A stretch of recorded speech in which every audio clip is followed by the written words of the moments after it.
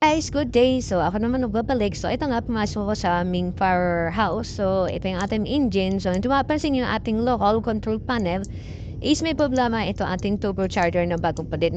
As of nakikita nyo guys, so, magkaiba yung nakita nyo yung reading. Mas mababa siya sa A, mas mataas doon, mas mataas yung B. So, check natin to kung bakit nagkakagano'n siya. Huwag nating manual sa loob. So, ngayon guys, nag-click na nga ako. Ito ang ating diagram. So, yung diagram natin guys, ito pala position, no? Ito yung sa taas na yan, ito yan, PLC yan. Sa baba na yan, sa junction back, ito na yung ating converter na tinatawag na A11. So, converter na yan. Yan, papunta yan sa junction back. So, hanapin natin ngayon yan. Hanapin natin yung A11 mo na yan, kung nasaan yung nakalagay yan. So, ito na nga A11. So, prainin ko na rin para sa A ng ating turbocharger. So, as of, ito yung kanya sensor sa taas. Sensor false. Diretso sa may converter yan na false to milliampere. Tapos milliampere, so may tatakbuhan pa rin siyang ibang converter. Ito na yung ating A11. So yung A11 natin, converter pa rin siya, 4 milliampere to 4 20 milliampere parehas. Papunta naman sa ating tong iskata. Sa taas, is niya monitoring natin sa taas. Itong sabi na naman guys, nag-series na naman pupunta doon. Ito naman yung converter, ito yung hanapin natin yung A12. Yung A12 naman siya, converter siya ng 4 to 20 mA to 0 to 10 volts na pupunta doon sa ating local control panel. So, yung kanina na nakikita yun na hindi pantay siya. So, yun ang pupunta natin yan.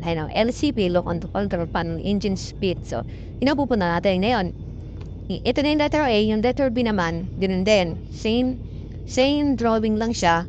Kung ano yung nakita natin sa letter A, sa B naman, din siya. So, sa B, titingnan natin kung anong meron dun sa B natin.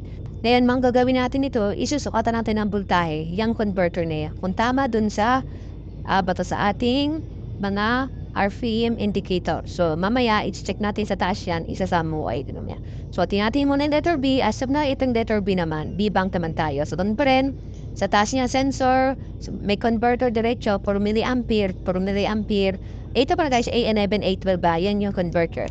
Ito sa letter B, ganun pa rin guys yung setup, meron siyang converter na pulse to milliampere kasi magnetic sensor yung ating turbo. So, patiretso pa sa converter, 4 milliampere diretso pa rin sa ating SCADA.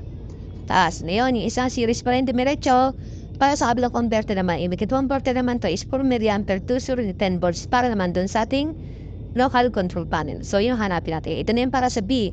Ang para sa B naman, A14 to A14 to A15. So, yun hanapin natin sa taas. So, ngayon, isasama ko ay dun sa taas at susukatan natin ng power yan, yung voltage na yan. Pero ang susukatan lang natin, guys, itong para sa turbo natin. Itong umakit sa kaskada is tama na may naririting nila pantay daw. Itong isang kabilang converter lang sa baba, sa local control panel. So, ito na nga aming power house. Nakita niyo yung makina namin. Yan yung makina pala namin, guys. So, itong taas. So, tapos, guys, ito naman pala yung sinabi ko sa inyo yung junction box, yung dalawa na yan. Yan, dalawa na yung junction box na yan. So, yung dalawa na yan, yun na yung junction box.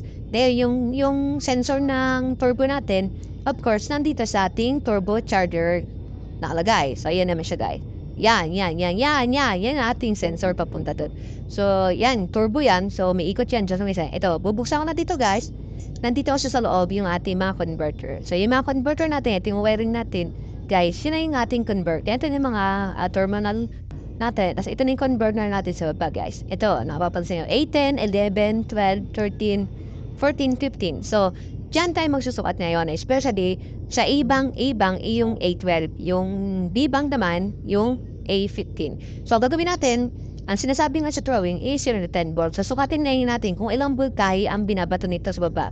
Para makompute natin doon sa RPM indicator niya kung tama yung voltahe din at tama din yung angat ng RPM natin. Dapat parehas sila kasi na-convert na. So, ito nga, itetester ko muna kung ilang voltahe ang makukuha natin dito. As of testing natin, ang nakuha natin voltahe is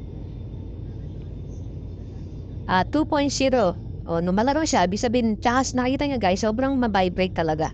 So, ang vibrate sa taas ba, may manubog ng dito. So, nakita nyo, malaro yung voltahe natin, nagtuto 1.9, 1.9, nagtuto 2.3. So, sabi na naman, tingnan natin kung ano yung pinagkaiba dito sa kabila. Yan, nag-steady na. Kailangan pa na medyo, siguro, tingin ko, hindi rin na silang converter, sa vibration tayo nagkakaproblema. So, ang gagawin natin, i-check natin sa kabila, AB. Pero natin, magulo, magalaw, diba? So, ang gagawin natin, check natin dun sa kanila, kabila naman.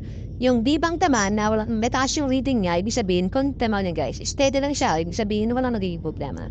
So, ngayon, ang gagawin natin ngayon, double check natin, i-check natin dun sa local control panel kung nagbabago na rin. Nakadang 2.3, so tama naman dun sa baba. Ngayon, sa kabila naman to guys, titignan natin guys kung magbabago na itong reading ng 812. Kasi tingin ko, maluwag lang to, tsaka sobrang vibrate na rin kasi. Sobrang vibration dito sa taas at baka may maluwag ditong wear. Ngayon, check lang natin ngayon. Ngayon, gagalawin ko lang to, wear na to, baka magbago na dun sa baba. So yan, nakita niyo diba? Consistent lang yung 8B bank natin, tama na siya. Pinalik ko sana naman, sa A naman, ayan mo, 2.3, so medyo may steady na siya, may steady. Ngayon, titingnan natin sa baba doon, kasi ginalaw ko na yung wear nito, hindi ko na pinati sa inyo, tinintiin ko na. So baka sa vibration lang tayo nagkakaproblema. So hindi natin pwedeng higpitan na ito, gawa ng on running to. So pagpatay nito, lalawin natin, higpitan natin to at i-retine at titingnan natin din converter kung talagang may problema. Pero hindi natin matetesto pag hindi na umaandar kasi nga sabi ko nga, nasi-sense daw ng ating turbo sensor. So yun nga. So ngayon guys, Nico, parehas na sila. So pagtingin ko dun sa baba, is parehas na rin. So tingin ko ano naging problema lang, etong converter lang ng APAC. So, maluwag lang at may vibration lang. So, pagtingin ko itong sa baba nga guys, so, yeah, ito yung drawing niya. Pala, yung A15, tapos ito yung sa may A12 natin. So, pagtingin ko itong sa baba guys, medyo nag-okay na siya. Yan guys. So, yan ang ating local content. Nakita nyo, pumantay na. Sabihin, doon lang may problema. Baka may maluwag lang doon. So, kailangan ating, i-schedule natin reclining lang. So, yun lang guys. Maraming salamat at ingat po tayo. Thank you mga kabayaw!